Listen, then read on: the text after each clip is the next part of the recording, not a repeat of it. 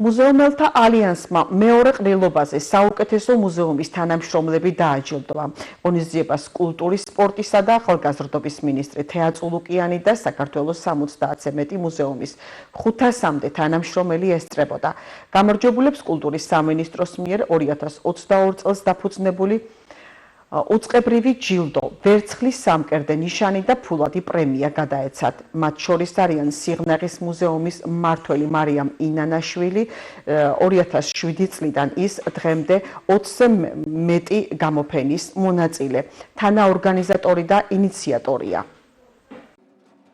ჩემთვის ძალიან დიდი პატივი იყო, რომ აჭარის, იმერეთის და კახეთის მუზეუმებიდან 3 საუკეთესო მუზეუმელი დამეჯილდოებინა, რომლებიც წარმოადგენენ როგორც მუნიციპალურ, ასევე სახელმწიფო და კერძო მუზეუმებს. მიხარია, რომ ეს პროფესია ცოცხლობს, ძლიერდება და რაც მთავარია, ჩვენი მხრიდან ფასდება.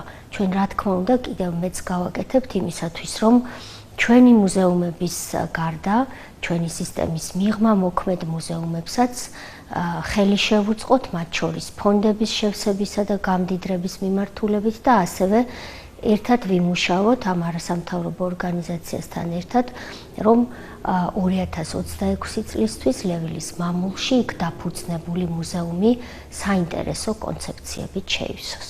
ძალიან მნიშვნელოვანი დღეა ჩემთვის და არა მარტო ჩემთვის, ჩემი ძვირფას თანამშრომლებისთვის, ჩემი კოლეგებისთვის, ჩემი მუზეუმელებისთვის. დღევანდელი დღე არის ფაქტიურად ყველა მუზეუმისთვის სასიხარულო დღე, რადგან აი ამ დღეს ალიანსი შეკრების დღეს ყველა ადამიანის გონებაში მიდის ძველი წარსული წლების გაანალიზება და ახალი სამომავლო პერსპექტივების მოტივაცია. ძალიან სასიამოვნო და საინტერესო დღე გვაჩუქა საქართველოს მუზეუმელთა ალიანსის ორგანიზატორებმა, რაზედაც მინდა ძალიან დიდი მადლობა გადაუხადო. მე გახლავთ თელავის ისტორიული მუზეუმის წარმომადგენელი, ჩვენ უკვე მეორედ ვესწრებით აღნიშნულ შეხვედრას.